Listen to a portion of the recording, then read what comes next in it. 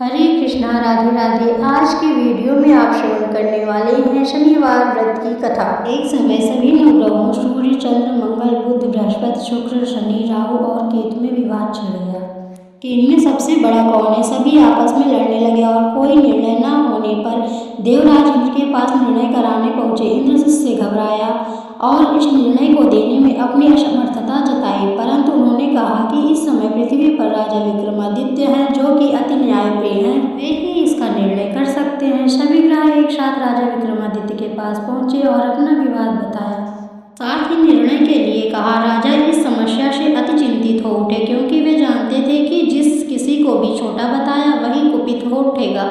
तब राजा को एक उपाय सूझा। उन्होंने स्वर्ण, रजत, कांच, पीतल, सीसा, रांगा, जस्ता, अभ्रक और लौह से 9 सिंहासन बनवाए और उन्हें इसी क्रम से रख दिए। फिर उन सबसे निवेदन किया कि आप सभी अपने अपने सिंहासन पर स्थान ग्रहण करें। जो अंतिम सिंहासन पर बैठेगा वही सबसे छोटा होगा। इस अनुसार लौह का सिंहासन सबसे बाद में होने के कारण शनिदेव सबसे बाद में बैठे, तो वही सबसे छोटे कहलाए। उन्होंने सोचा कि राजा ने यह जानबूझकर किया है। उन्होंने कुपित होकर राजा से कहा, राजा तुम मुझे नहीं जानता। सूर्य एक राशि में 1 महीना, चंद्रमा 2.25 महीना, 2-3 मंगल, 1.5 महीना बृहस्पति, 13 महीने व बुध और शुक्र 1-1 महीने विचरण करते हैं, परंतु मैं 2.5 से 7.5 साल तक करता रहता हूँ। बड़े बड़ों का मैंने विनाश किया है। श्री राम की 7.5 आने पर उन्हें वनवास हो गया। रावण की आने पर उसकी लंका को बांदरों की सेना से परास्त होना पड़ा। अब तुम सावधान रहना।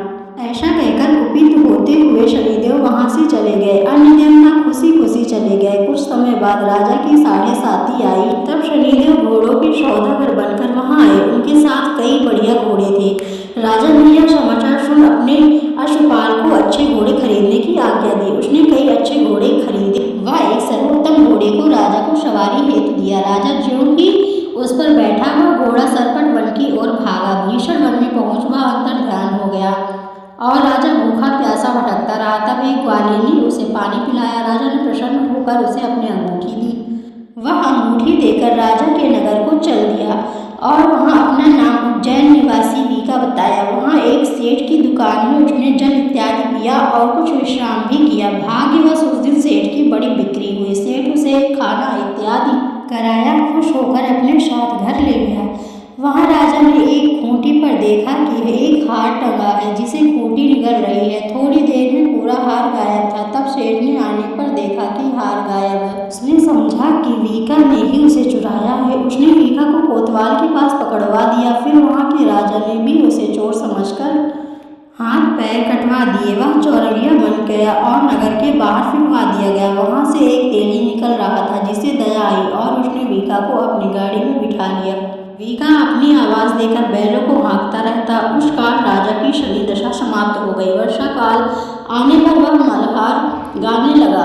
तब वह जिस नगर में था, वहां की राजकुमारी मनभावनी को वह इतना भाया कि उसने मन ही मन प्रण कर लिया कि वह उस राग गाने वाले से ही विवाह करेगी। उसने दासी को ढूंढने भेजा। दासी ने बताया कि वह एक चौरंगिया है, परंतु राजकुमारी न मानी। अगले ही दिन उससे उठते ही वह अनशन पर बैठ गई कि विवाह करेगी तो उसी से। उसे बहुतेरा समझाने पर भी जब वह न मानी, तो राजा ने उस तेली को बुला भेजा और विवाह की तैयारी करने को कहा। फिर उसका विवाह राजकुमारी से हो गया। तब एक दिन सोते हुए सपने में शनिदेव ने राजा से कहा, राजन, देखा तुमने मुझे छोटा बताकर कितना दुख झेला है। तब राजा ने उनसे क्षमा मांगी और प्रार्थना की कि हे शनिदेव, जैसा दुख मुझे दिया है किसी और को न दे। शनिदेव मान गए और कहा, जो मेरी कथा और व्रत कहेगा उसे मेरी दशा में कोई दुख न होगा। जो नित्य मेरा ध्यान करेगा और चींटियों को आटा डालेगा, उसके सारे मनोरथ पूर्ण होंगे। साथ ही राजा को हाथ पैर भी वापस दिए। प्रातः काल आँख खुलने पर राजकुमारी ने देखा तो वह आश्चर्यचकित रह गई। वीका ने उसे बताया कि वह उज्जैन का राजा विक्रमादित्य है। सभी अत्यंत प्रसन्न हुए। शेठ ने जब सुना तो वह पैरों पर गिरकर क्षमा मांगने लगा। राजा ने कहा कि वह तो शनिदेव का कोप था, इसमें किसी का कोई दोष नहीं। शेठ ने फिर भी निवेदन किया कि मुझे शांति तभी मिलेगी जब आप मेरे घर चलकर भोजन करेंगे। शेठ ने अपने घर नाना प्रकार के व्यंजनों से राजा का सत्कार किया। साथ ही सबने देखा कि जो खोटी हार निकल गई थी, वही अब उसे उगल रही थी। शेख ने अनेक मोहरे देकर राजा का दिया और अपनी कन्या श्री गौरी से पाणी ग्रहण का निवेदन किया। राजा ने सहर्ष स्वीकार कर लिया। कुछ समय पश्चात राजा अपनी दोनों रानियों मनभावनी और श्री गौरी को सभी उपहार सहित लेकर उज्जैन नगरी को चले। वहां पुरवासियों ने सीमा पर ही उनका स्वागत किया। सारे नगर में दीपमाला हुई व सबने खुशी मनाई। राजा ने घोषणा की कि मैंने शनिदेव को सबसे छोटा बताया था, जबकि असल में वही सर्वोपरि है। तब से सारे राज्य में शनिदेव की पूजा और कथा नियमित होने लगी। सारी प्रजा ने बहुत समय खुशी और आनंद के साथ बिताया। जो कोई शनिदेव की इस कथा को सुनता या पढ़ता है, उसके सारे दुख दूर हो जाते हैं। व्रत के दिन इस कथा को अवश्य पढ़ना चाहिए। शनिदेव महाराज की जय। अगर आपको वीडियो अच्छी लगी है तो वीडियो को लाइक करना ना भूलें और चैनल को सब्सक्राइब नहीं किया है तो चैनल को सब्सक्राइब कर दीजिए।